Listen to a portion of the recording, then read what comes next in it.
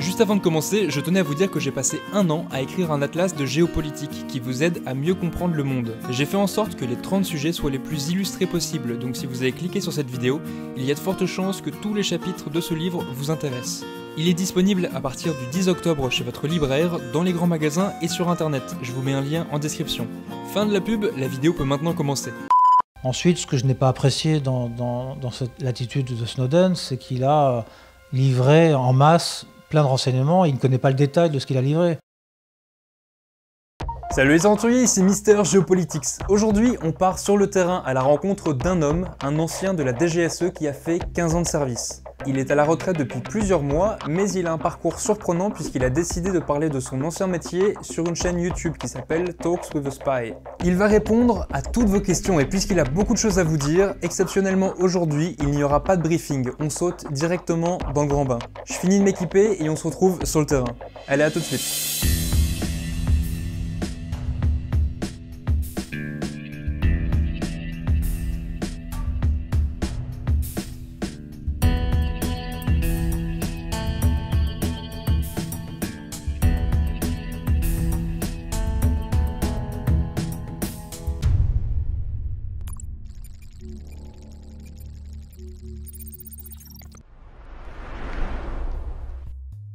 Alors pourquoi? D'abord, je suis un ancien militaire. Donc avant d'avoir voulu être espion, j'ai d'abord voulu être militaire. C'est la carrière des armes qui m'a d'abord intéressé.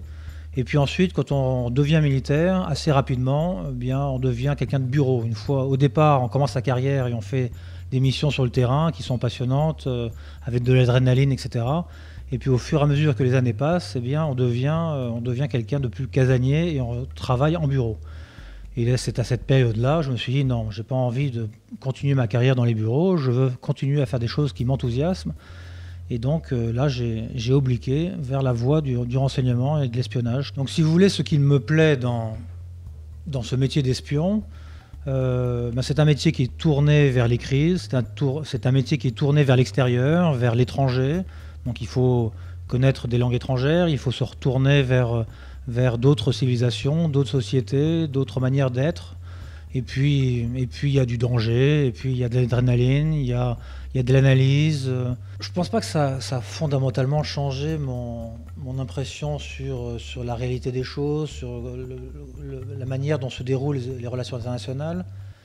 Mais ce que j'ai apprécié, c'est de savoir parfois d'avoir le dessous des cartes. C'est que je lis le journal, et quand c'est mon dossier, quand c'est un point que je connais parfaitement bien, eh bien c'est assez excitant et assez amusant de savoir, de comprendre ce qui se passe derrière et d'expliquer un peu plus loin que le journaliste, qui parfois a bien fait son travail, parfois l'article est très bien documenté, on est très proche de la réalité, mais nous on sait le petit truc en plus et on l'a su en avance.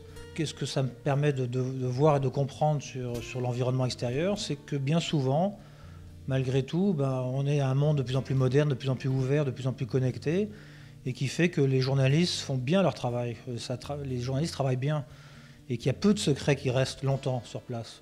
Alors un secret, il évolue dans le temps, et donc parfois il est secret 2 ans, 6 mois, 1 mois, et donc on peut transmettre l'information à nos autorités qu'ils savent avant, mais ensuite, bien souvent, le journaliste il a bien fait son travail, il y a des sources, il y a des gens qui parlent, et la chose sort au grand jour. Les grands journalistes travaillent bien et que finalement, quand on est citoyen normal, on peut être assez bien renseigné sur le monde. Okay. Grâce à la chaîne Mister Geopolitics. Vous avez le lien en dessous. Bon, d'abord, un espion, quand on parle du terme espion, il y a plusieurs métiers dans l'espionnage. Alors il y a d'abord un espion qui va être analyste du renseignement.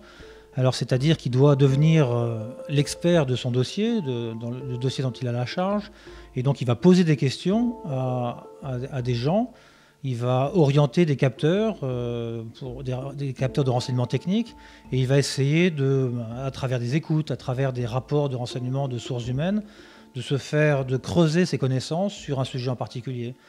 Et ensuite, une fois qu'il a une vision assez claire de la situation, eh bien, il rédige un document, une diffusion de la DGSE qui sera ensuite transmise à nos autorités politiques. Donc tout ça, c'est un travail d'espionnage. C'est le travail c'est un travail d'analyste. Et en même temps, il y a aussi l'espion, c'est aussi l'agent secret sur le terrain. Donc là, ce sont des postes, c'est l'agent secret, c'est le même d'ailleurs, qui était analyste avant, qui au fur et à mesure de sa carrière devient un peu plus expérimenté, et un peu plus entraîné. Et donc on va décider à un moment donné de l'envoyer en poste à l'étranger, normalement inséré dans une ambassade. Et quand il va être à l'étranger, eh bien là, il va se projeter à l'extérieur, dans les quartiers. Il va essayer de recruter, d'identifier des gens qui vont être intéressants pour le renseignement. Il va tenter de les recruter. Et ensuite, une fois qu'ils sont recrutés, eh bien, il les manipule, enfin, il discute avec eux, il leur pose des questions, et il récupère le renseignement. Donc c'est un peu tout ça. Voilà, être espion et l'espionnage, c'est l'analyse et c'est l'officier traitant sur le terrain. Alors il faut bien avoir conscience et à l'esprit qu'il y a deux types d'agents secrets sur le terrain. Il y a celui qui va dépendre de la direction du renseignement et qui travaille sous sa véritable identité, avec une couverture diplomatique. Donc il a un passeport diplomatique et son bureau est à l'ambassade de France. Donc lui, il n'a pas de couverture à travailler particulièrement, etc. Mais je pense que la question concerne plus des agents clandestins, sous couverture clandestine, totalement clandestine, qui ne se sont pas du tout rattachés à l'État français et qui donc là, il faut leur trouver une couverture. Alors dans ces cas-là, ces agents clandestins qui ne travaillent pas à l'ambassade, qui ne travaillent pas avec un passeport diplomatique, et d'ailleurs s'ils sont arrêtés, ils peuvent être mis en prison longtemps, alors que l'autre qui est sous passeport diplomatique, lui, il est protégé par son immunité diplomatique, donc il ne sera pas arrêté, mais il pourra être expulsé. Donc du coup, c'est important effectivement d'avoir une couverture solide et qui tienne le coup. Alors quelles sont les plus intéressantes ? Je ne veux pas non plus forcément trop rentrer dans le détail, mais grosso modo, souvent, on peut avoir des journalistes, on peut avoir des humanitaires. Grosso modo, c'est les deux grandes familles qui sont souvent utilisées, mais il peut y avoir des chefs d'entreprise ou des petites entreprises ou des cadres d'entreprise, etc. Ou un photographe, etc. Voilà, ce genre de couverture, c'est assez fréquent. Après, il ne faut pas penser non plus que dès que vous voyez un humanitaire un peu bizarre ou un journaliste un peu bizarre, qu'il est forcément espion. Il y a quand même peu d'espions, très peu d'espions qui sont sous couverture complète comme ça. Donc c'est pas généraliste et j'espère qu'on ne gâche pas le métier de gens qui s'impliquent réellement dans ce travail, qui font un travail remarquable, les humanitaires et les journalistes, etc. Donc ensuite, comment est-ce qu'on renforce cette crédibilité ? Eh bien, c'est ça, on essaye de vivre en réalité cette couverture le plus longtemps possible. Si on est journaliste, il va falloir que notre nouvelle identité soit réellement connue comme un journaliste. Il va falloir faire un vrai travail de journaliste et essayer de placer des articles véritables.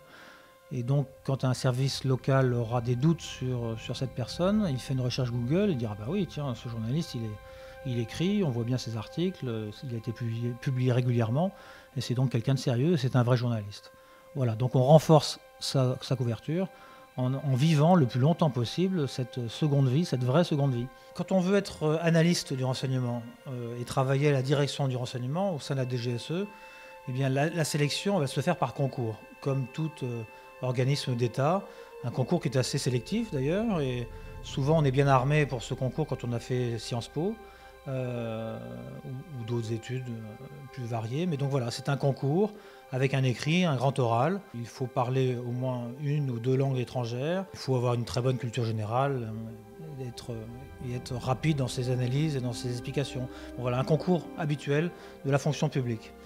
Ensuite, si on est militaire, là on va avoir une sélection sur dossier et ensuite avec un entretien. Donc c'est une sélection un petit peu différente.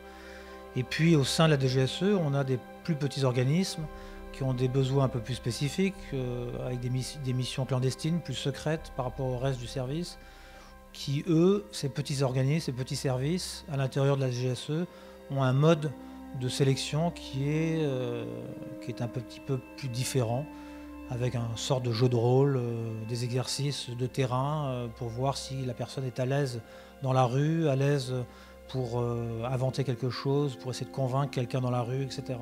Et sont un peu les exercices, le type d'exercice que l'on voit dans certains films où il faut apparaître sur un balcon, etc.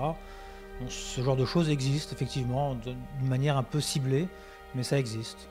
On va les faire au début de la formation, quand on rentre au service, on va apprendre à faire une filature, une contre-filature, on va apprendre des méthodes clandestines, des points de rendez-vous dans la ville, comment se donner des rendez-vous d'une manière clandestine. On va apprendre peut-être à faire du traitement de sources, à monter des exercices pour essayer. On va nous fixer des objectifs dans Paris, de gens qu'il va falloir essayer de travailler un environnement technique, ou un environnement sur leur personne pour savoir où est-ce qu'ils habitent, pour savoir ce qu'ils font dans la vie, quel est leur travail, qui sont leurs contacts, récupérer les numéros de téléphone. Donc on va travailler sur une personne. Et ça, ce sont des exercices qui se font dans Paris avant d'être projetés et de faire ce genre de travail en réalité, en vrai, dans la vraie vie, à l'étranger. Après, pour certains postes qui sont particulièrement exposés dans des zones de crise, je pense à des agents que l'on envoie en Irak, en Afghanistan, ou dans d'autres zones, et bien là, nos agents, avant de les envoyer, on leur fait passer des entraînements au tir, des entraînements à la conduite spéciale, qui sont montés par des officiers du service action. Donc on tire beaucoup de cartouches, et on fait des demi-tours très rapides sur des voitures, et on apprend si on tombe sur un checkpoint, si on veut être arrêté ou si on va être arrêté, ben on va savoir réagir très rapidement et s'échapper très rapidement. Alors la DGSE, c'est un service, et puis c'est le service de la France, donc la France a une compétence universelle, c'est ce qu'on souhaite, et donc on cherche du renseignement dans énormément de domaines. Alors il y a du renseignement de type crise, c'est-à-dire on travaille essentiellement sur l'arc de crise, comme on appelle, qui va donc de la Mauritanie, du Sahel, jusqu'à l'Afghanistan. Et on travaille moins au-delà de cet arc de crise. C'est-à-dire que la DGSE, par exemple, a complètement abandonné le renseignement en Amérique du Sud ou en Amérique. Voilà, c'est une zone qui ne nous intéresse plus en termes de renseignement. Donc on se concentre sur l'arc de crise. Et puis ensuite, on a un renseignement qui est dit thématique. Alors, on fait du contre-terrorisme, on fait de la contre-prolifération pour éviter la multiplication des armes nucléaires, biologiques, chimiques. On travaille sur du renseignement économique au profit de l'État et des entreprises parfois. Et puis on travaille sur de la contre-criminalité de masse, l'immigration massive, etc. Voilà, donc il y a un panel de missions et de renseignements qui est demandé à la DGSE et qui est assez vaste. J'étais en mission de quelques mois dans un pays du Moyen-Orient et on avait affaire à ce qu'on appelle un walk-in. Un walk-in, c'est quelqu'un qui rentre, qui vient en contact et qui fait la démarche, qui prend contact avec le poste de la DGSE, qui prend contact avec l'ambassade de France et qui dit « j'ai du renseignement à vous transmettre ». Donc c'est quelqu'un qu'on ne connaît pas au départ. Donc on arrive un petit peu en méfiance, on ne sait pas trop à qui on va parler. Et donc cet homme-là, on l'a un petit peu contrôlé avec son téléphone, etc. On a essayé de voir son identité, son nom, mais malgré tout, on sait peu de choses sur cette personne. Malgré tout, on organise un rendez-vous d'une manière clandestine. J'ai à ma disposition des équipes du service action qui vont prendre en compte ce personnage et vont me l'amener dans un lieu dans lequel je vais l'interroger. Et c'est un lieu qui est caché des services locaux. Cette personne-là, qui vient vers nous, qui est ce walk-in, parle arabe. Moi, je ne parle pas suffisamment bien arabe pour pouvoir traiter la source, donc j'ai avec moi un interprète. Pour cet entretien, je pars armé, on le fait très rarement, il n'y a pas besoin d'être armé dans notre métier où bien souvent, une arme est plutôt un problème qu'autre chose. Malgré tout, bon, là, je ne sais pas pourquoi, je me dis, tiens, je vais partir, je prends mon arme. Et donc on part avec l'interprète, on fait notre itinéraire de sécurité pour voir si on est suivi, et puis on va dans ce lieu de rendez-vous, et on attend. Quelques minutes après, l'équipe de sécurité amène la source vers nous, elle rentre, on se présente, on l'assoit ensuite, on s'attable et on commence à parler. Et il commence à nous raconter en arabe, donc moi je ne comprenais pas, mais donc on faisait la traduction au fur et à mesure, et il commence à me raconter ce qu'il a à nous transmettre, du renseignement. C'était plutôt pas mal, plutôt intéressant. Et en milieu de l'entretien, au bout d'un moment, on entend une voix dans un haut-parleur. Je ne parle pas bien arabe, donc j'invente. Et tout d'un coup, je vois mon walk-in qui se fige, l'interprète qui écoute et qui se fige. Et pareil, on sent que c'est la panique. Et moi, je me dis, bon, ça y est, on est détecté. Les types ont vu l'extérieur, les services locaux ont vu qu'il y avait ce personnage qui rentrait chez nous. et ils ont ceinturé l'endroit où l'on est, et ils vont nous arrêter, et il faut qu'on s'enfuit, etc. Et puis tout d'un coup, je les vois, les deux se rassurer, et c'était en fait un vendeur de patates dans la rue qui parlait avec son haut-parleur. Voilà, donc c'est le petit clin d'œil, tout d'un coup, on monte en pression, et finalement, la réalité nous permet d'être rassurés. Et la mission a pu se poursuivre normalement jusqu'au bout. Bon, voilà l'anecdote. Vous avez fini par manger des frites, du coup. Et on a mangé des frites, avec la source. Alors les horaires de boulot, la journée type d'un espion, bon, on est quand même malgré tout, assez fonctionnaire. Donc et puis il faut voir les différents cas de figure, c'est-à-dire l'espion quand il est à sa centrale à Paris ou quand il est à l'étranger. Et là, on aura des créneaux horaires un petit peu différents. Donc grosso modo, la journée de travail, elle va commencer à Paris à 9 h et puis elle se termine à 17 h 30. Alors, c'est pas mal, c'est assez bien vu d'arriver un peu plus tôt pour pouvoir commencer à lire ses dossiers, prendre en compte ses messages, etc., un peu plus tôt que les autres. Et puis, plus on monte dans la hiérarchie aussi, enfin, ou même un jeune expert, on attend de lui qu'il soit passionné par son dossier. Et donc, celui qui part à 5h30, on va le regarder un peu à la française, on se dit, tiens, lui, il part tôt. Et donc, il est de bon ton de terminer plus tard, 19h30, 20h. Ce qui est bien avec ce travail, c'est qu'on ferme ses amarres fortes, on ne prend jamais son travail à la maison. Parce que, évidemment, c'est du travail, tous nos écrits, tous nos documents sont des documents en secret défense. Donc, on les garde à l'intérieur de la DGSE, dans des amarres fortes. Et donc, c'est tout l'intérêt de ce métier aussi, c'est qu'il est parfois demandant, on travaille parfois beaucoup, mais une fois qu'on a quitté les lieux, et qu'on rentre chez soi, on n'a pas le travail chez soi, on ne garde pas le travail. Et donc on coupe, c'est plus facile. Et on ne va pas nous appeler. Donc on est tranquille chez nous, et une fois qu'on est parti, on est parti. Après, il y a des moments de crise, il y a des prises d'otages, il y a une crise terroriste, etc. Et là, on va rester jusqu'à minuit. Et là, en général, les week-ends sont libres. Mais en situation de crise, on fait H24 tout le week-end. Un petit point aussi pour savoir les horaires et la vie. Quand vous êtes à l'étranger et que vous avez votre ressource qui vous appelle et qui me dit j'ai des gens autour de moi qui me suivent, j'ai été suivi, il est 2h du matin, il panique, vous n'allez pas le dire écoute, là il est 2h, mon travail il reprend demain à 8h, donc tu me rappelles demain. Non, à 2h du matin, le type il panique, il faut l'aider. Et donc on va à l'ambassade, s'il faut faire quelque chose, on va prendre une voiture, on va essayer on va réagir à n'importe quelle heure. On doit ça à nos sources qui prennent des risques pour leur vie. Et s'ils nous appellent au secours, on arrive pour les aider. Alors pour moi, Snowden est un peu un traître quand même. C'était quelqu'un du milieu, du renseignement, et qui tout d'un coup balance plein de choses en vrac, partant d'une bonne idée, en disant c'est scandaleux, on vous espionne, on va trop loin, etc. Donc il y a une alerte qui peut être intéressante, qui permet de dire tiens attention, jusqu'où ne pas aller trop loin, est-ce qu'on n'est pas allé trop loin, etc. Donc ça permet de dire attention, la NSA dépasse les bornes. Donc ça c'est une bonne chose. Ensuite, ce que je n'ai pas apprécié dans l'attitude de Snowden, c'est qu'il a livré en masse plein de renseignements, il ne connaît pas le détail de ce qu'il a livré. Et donc sur le terrain, parfois, y a des gens qui ont eu leur vie a été mise en danger. Et il y a des agents. Donc il y a des conséquences qu'il n'a pas mesurées et qui sont dangereuses pour la vie d'autrui. Donc ça me paraît pas très malin et ça me paraît assez critiquable. Oui, alors ça c'est une bonne question, bien sûr, parce que et bien souvent on s'aperçoit que les grands groupes vont être plus intéressés, vont avoir un renseignement qui les intéresse plus. Qui va être obtenu par leurs propres moyens. Parce qu'ils ont beaucoup d'argent aussi. Et parfois, alors ça va être parfois un renseignement agressif aussi. On va aller chercher les secrets du concurrent. Donc c'est parfois des renseignements peu avouables ou à la limite de la légalité. Et des renseignements qui vont aussi gêner la DGSE. Donc au moins le grand groupe, il sait où il veut aller, il sait les risques qu'il veut prendre. Il paye des gens. Donc s'il les paye, ils sont en droit de leur attendre de leur rendre des comptes.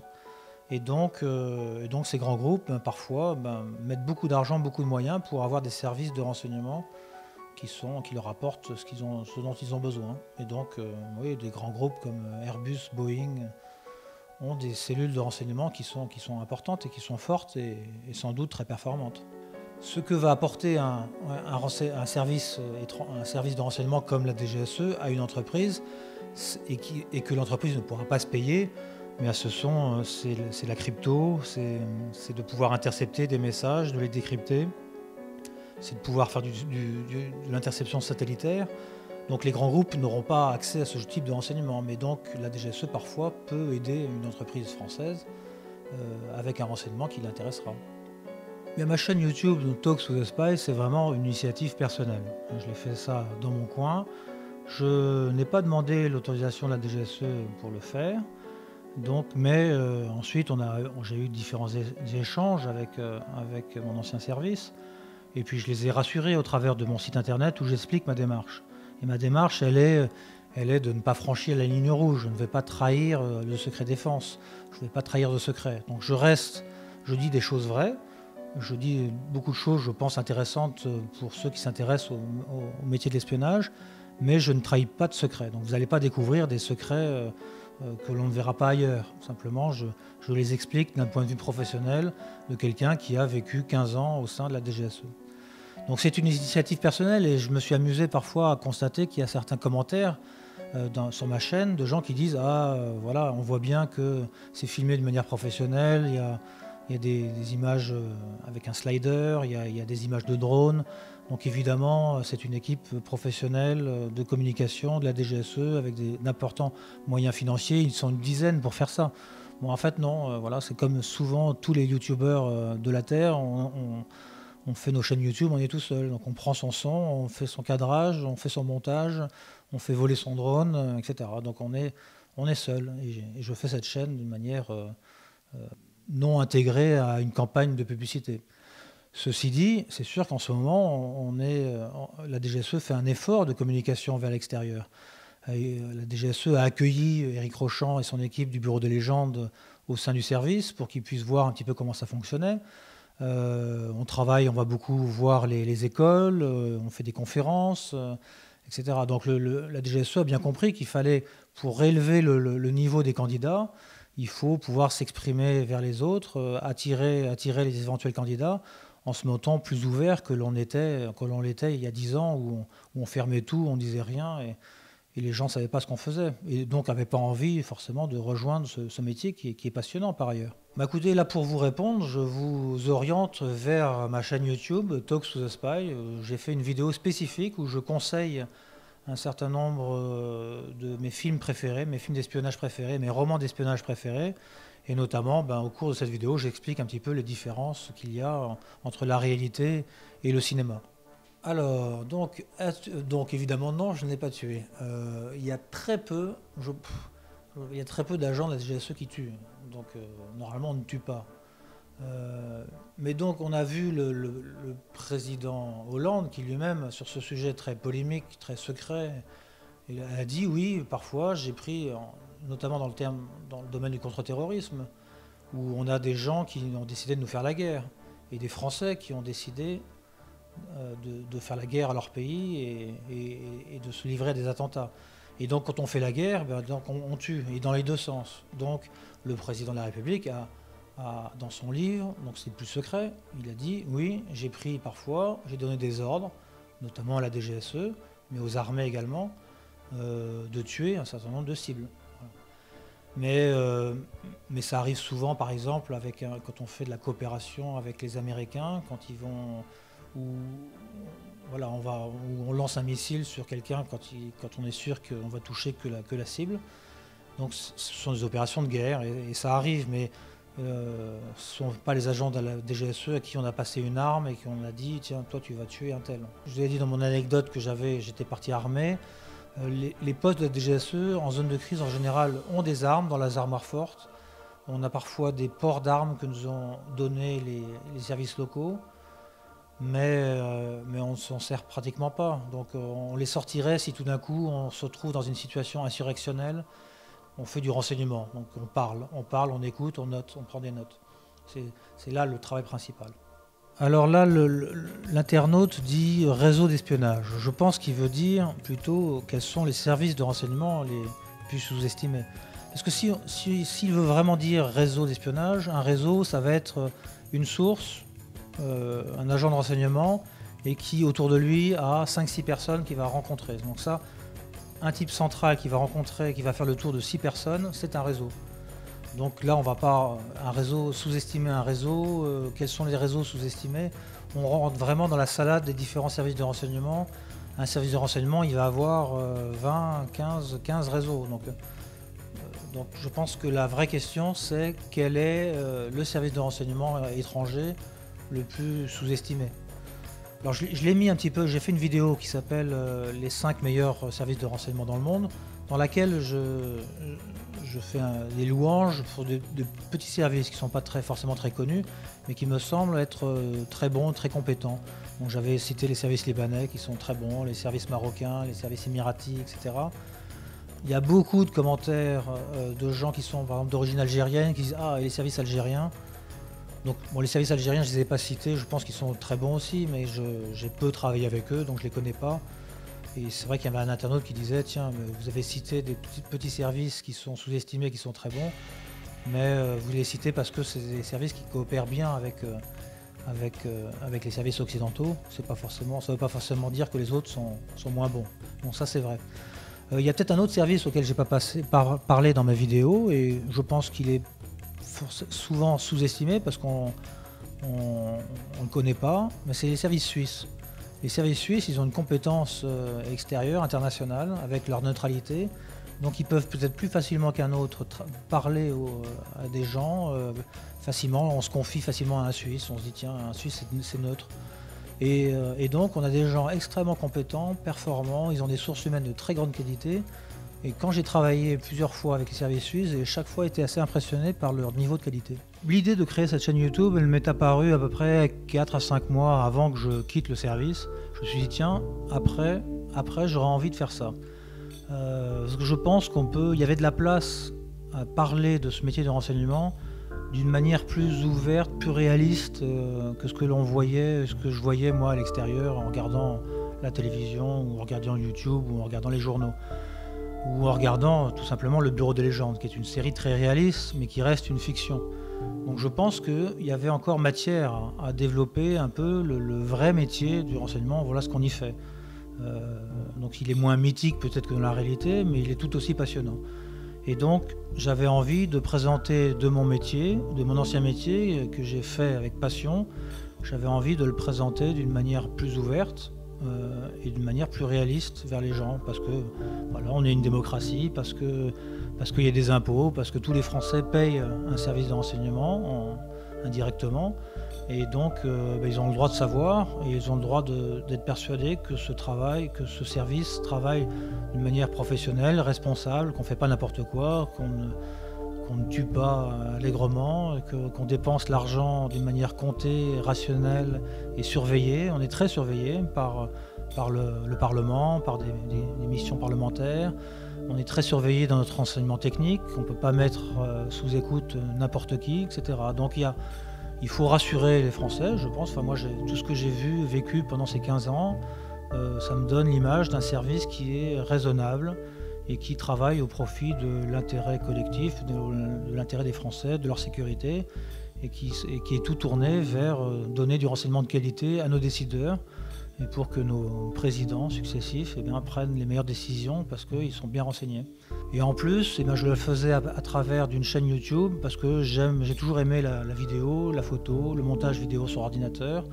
Une chaîne YouTube, ça offrait tout ça. Cette volonté de s'ouvrir aux autres et d'avoir une discussion avec les internautes et les abonnés, c'est aussi, on le retrouve dans le titre de ma chaîne, c'est Talks with a Spy, avec un pluriel, c'est-à-dire que c'est une discussion, ce sont des échanges. Ce type-là, ou cette personne-là, homme ou femme, après avoir vu mes vidéos, s'ils ont toujours envie de faire ce métier de la DGSE, ils vont rentrer à la DGSE pour les bonnes raisons. Et ça, je pense que là, ce sera une vraie satisfaction pour moi.